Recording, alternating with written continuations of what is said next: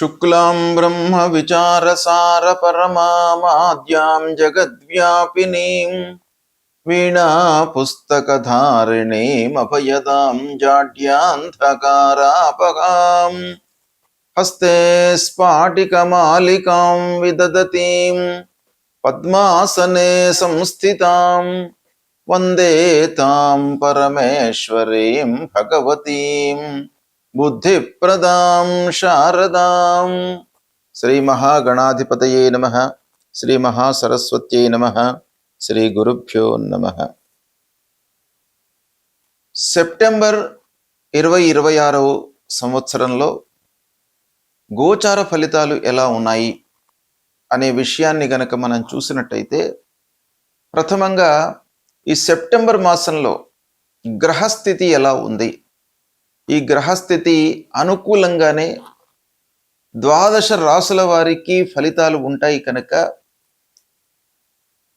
ఈ ముఖ్యమైనటువంటి 8 గ్రహాలు ఈ రాశులలో సంచరిస్తున్నాయి అనే విషయాన్ని మనం చూసినట్టయితే,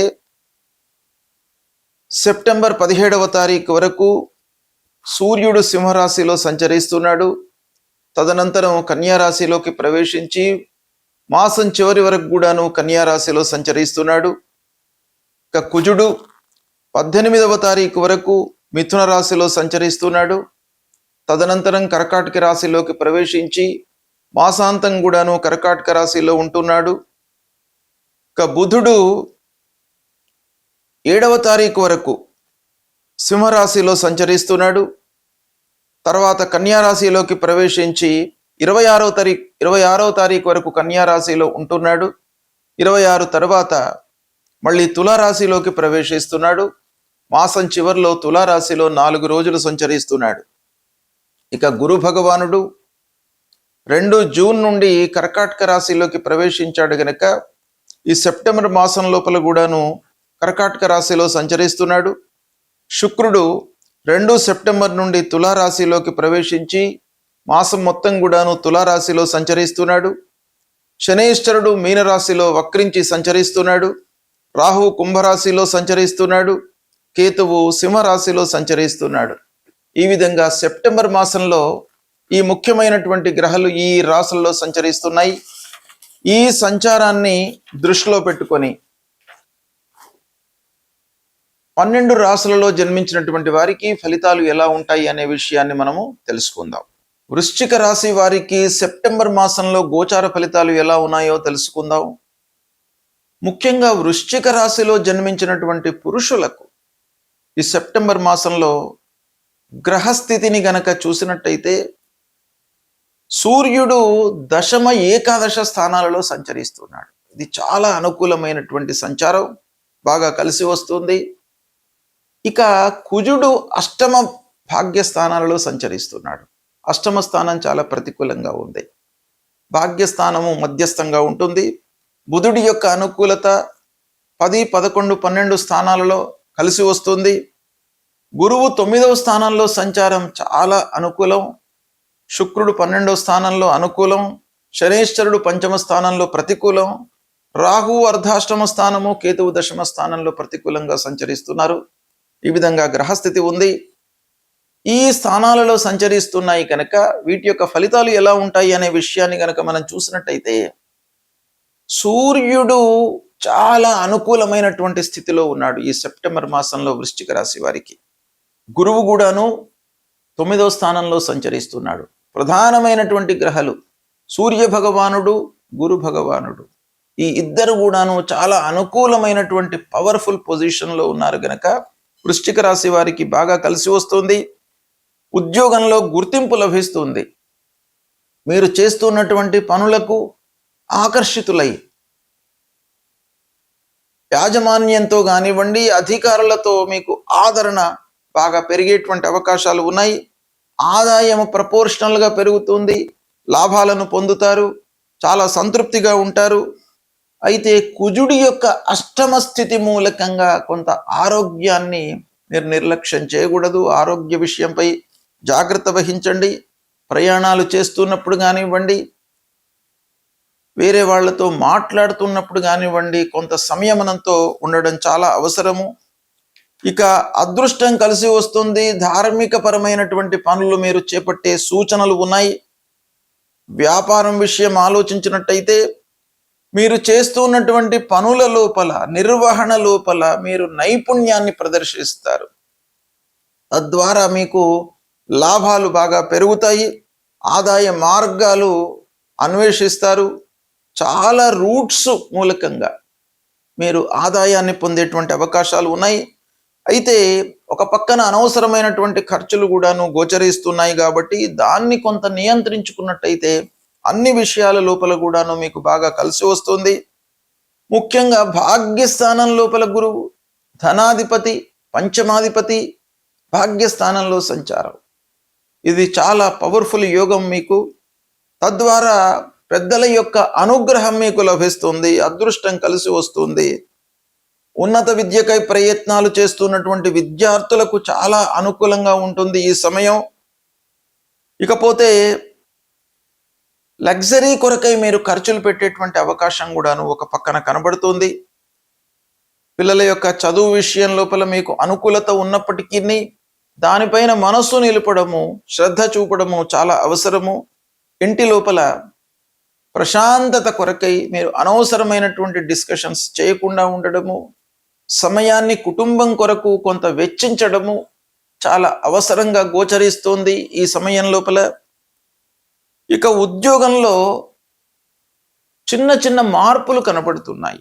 ఓవరాల్గా మీకు ఉద్యోగము, వ్యాపారము ఇవన్నీ కూడాను ఈ మాసంలో కలిసి వస్తున్నప్పటికీ చిన్న మార్పులు చేస్తున్నటువంటి వృత్తి కానివ్వండి, చేస్తున్నటువంటి పని నుంచి కొంత డీవియేట్ అయ్యి మళ్ళీ కొత్త పని మీరు ప్రారంభించేటువంటి అవకాశం బాగా కనబడుతుంది. ఉద్యోగస్తులకు అదనపు బాధ్యతలు పెరుగుతాయి. వ్యాపారులకు ఈ మాసం బాగా కలిసి వస్తుంది, దాన్ని వినియోగించుకోవాలి. వివాహాది శుభకార్య ప్రయత్నాలు అనుకూలిస్తాయి. వివాహమైనటువంటి వాళ్ళకు కూడాను సంతాన విషయం లోపల మీకు ఒక శుభ సూచకం ఈ మాసంలో కనబడుతుంది. ఆదాయ స్థితి బాగా పెరుగుతుంది. ఆరోగ్యంపై మటుకు శ్రద్ధ చూపండి. అష్టమ కుజుడు ఉన్నాడు.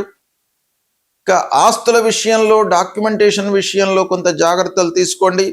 స్నేహితుల సహకారము ఉన్నప్పటికీ వాళ్ళ యొక్క మాట తీరు మూలకంగా మీకు కొన్ని ఇబ్బందులు ఉన్నాయి కాబట్టి కొంత జాగ్రత్త పడండి. ఓవరాల్గా మనం చూసినట్టయితే ఈ వృశ్చిక రాశి వారికి ఈ సెప్టెంబర్ మాసంలో మొదటి భాగంలో బాగా శ్రమతో కూడుకున్నటువంటి ఫలితాలు గోచరిస్తున్నాయి. రెండవ భాగంలో మట్టుకు మీకు బాగా కలిసి వస్తుంది. ఆదాయము పెరుగుతుంది, రావాల్సినటువంటి డబ్బు వస్తుంది, అదృష్టం కూడాను కలిసి వస్తుంది. మీరు తొందరపడకుండా కొంత జాగ్రత్తగా పెట్టుబడులు పెట్టినట్టయితే వ్యాపారస్తులకు చాలా అనుకూలమైనటువంటి మాసం ఈ సెప్టెంబర్ మాసం. దీన్ని మీరు సద్వినియోగపరచుకోండి. గోచార ఫలితాలను సాధారణంగా జన్మ సమయంలో చంద్రుడు ఉన్నటువంటి రాశి పరంగా ప్రస్తుతము ముఖ్యమైనటువంటి గ్రహాలు ఏ స్థానాలలో సంచరిస్తున్నాయి, తదనుగుణంగా ఫలితాలు ఎలా ఉంటాయి అనేటువంటి విషయం పైన మనం కాన్సన్ట్రేషన్ చేసి తదనుగుణంగా ఫలితాలను చెప్పడం జరుగుతుంది. అయితే ముఖ్యమైనటువంటి గ్రహాలు సూర్య భగవానుడు. సూర్యుడు ప్రధానంగా మనకు ఆరోగ్యాన్ని ఇచ్చేటువంటి ఒక గ్రహము. సూర్యనారాయణుడి మూలకంగా మనకు శారీరక సౌఖ్యము కలుగుతుంది. అలాంటి రవి రారాజు ప్రతికూలంగా ఉన్నప్పుడు సాధారణంగా ఆరోగ్యపరమైనటువంటి సమస్యలు తలెత్తుతాయి. దాన్ని నివారించుకోవడానికి ఆ సూర్యుడి యొక్క అనుకూలత, అనుగ్రహము మనకు కావాలి. దానికి మనం ఏం చేయాలి అనంటే ప్రతినిత్యం కూడాను స్నానం చేసిన తర్వాత సూర్యుడికి నమస్కారం చేయండి. సూర్యుడికి కేవలం నమస్కారం చేయడం మూలకంగానే సూర్య భగవానుడు సంతృప్తి చెంది మనను అనుగ్రహిస్తాడు. నమస్కార ప్రియో భానుహు అని శాస్త్రం చెప్తోంది. కాబట్టి కేవలము మీరు సూర్యుడికి స్నానానంతరము 12 సార్లు సూర్య భగవానుడికి నమస్కారం చేసుకోండి, భూమికి నమస్కారం చేసుకోండి, మీకు ఆరోగ్యాన్ని ఇస్తాడు. అదేవిధంగా మూలమంత్రాన్ని జపించండి. మూలమంత్రం జపాకుసుమ సంకాశం కాశ్యపేయం మహద్యుతిం తమోరిం సర్వపాపఘ్నం ప్రణతోస్మి దివాకరం అనేటువంటి మూలమంత్రాన్ని ప్రతినిత్యం కూడాను జపించండి. 3 సార్లు సూర్య భగవానుడికి అర్ఘ్యప్రదానం చేయండి. అర్ఘ్యప్రదానం అంటే నీళ్లు వదలడం సూర్యుడికి. అది చేసినట్టయితే మీకు చాలా అనుకూలత కలుగుతుంది. ఆదిత్య హృదయాన్ని స్తోత్ర పారాయణం చేయండి. సూర్యుడు ప్రధానమైనటువంటి గ్రహము. ఆరోగ్యమే మహాభాగ్యం కాబట్టి అన్ని విషయాలపైన కూడాను ఆరోగ్యము ఒక ప్రభావితం చేసేటువంటి అంశం. అన్నీ ఉన్నప్పటికీ ఆరోగ్యం మనకు సహకరించినట్టయితే వాటిని మనము అనుభవంలోకి తీసుకోలేము. డబ్బు ఉన్నప్పటికీ, చదువు ఉన్నప్పటికీ, హోదా ఉన్నప్పటికీ, ఎన్ని ఉన్నా కూడాను ఆరోగ్యం ప్రధానం గనక సూర్య భగవానుణ్ణి మీరు సంతృప్తి చేసుకోవడము, ఆ భగవంతుడి యొక్క అనుగ్రహం పొందడం చాలా అవసరము. అదేవిధంగా కుజుడి యొక్క ప్రభావం కూడాను బాగా ఉంటుంది జాతకులపైన. గోచార రీత్యా అర్ధాష్టమ స్థానము, అష్టమ స్థానము, ద్వాదశ స్థానము ఇలాంటి దుస్థానాలలో సంచరిస్తున్నటువంటి సమయంలో అనవసరమైనటువంటి కలహాలు, విద్వేషాలు, మధ్యవర్తిత్వం వహించడం మూలకంగా వచ్చేటువంటి ఇబ్బందులు, కోర్టు వ్యవహారాలు ఇవన్నీ కూడాను కుజుడి మూలకంగా తలెత్తేటువంటి సూచనలు బాగా ఉంటాయి. కాబట్టి కుజుడిని మీరు అనుగ్రహము చేసుకోవాలి. ఆ కుజ భగవానుని యొక్క అనుగ్రహం మీకు కావాలి అనంటే సుబ్రహ్మణ్య స్వామిని కొలవండి.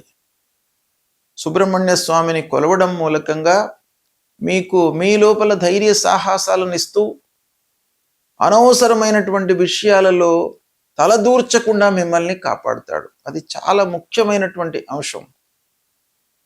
అంతేకాకుండా మూలమంత్రాన్ని ప్రతినిత్యం కూడాను జపించుకోండి.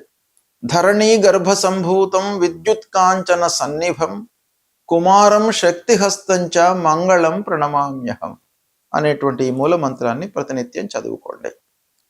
ఇక ప్రధానమైనటువంటి గురుగ్రహము అన్ని విషయాలపై ప్రభావాన్ని చూపించేటువంటి ఆ గురువు ప్రతికూలంగా ఉన్నప్పుడు తల్లిదండ్రులను సేవించండి. తండ్రి యొక్క ఆరోగ్యాన్ని తెలుసుకోండి. ఆయనకు కావలసినటువంటి సపర్యలను చేయండి. తల్లి యొక్క ఆరోగ్యాన్ని తెలుసుకోండి. ఆమెకు కావలసినటువంటివన్నీ కూడాను మీరు సమకూర్చే ప్రయత్నాలు చేయండి.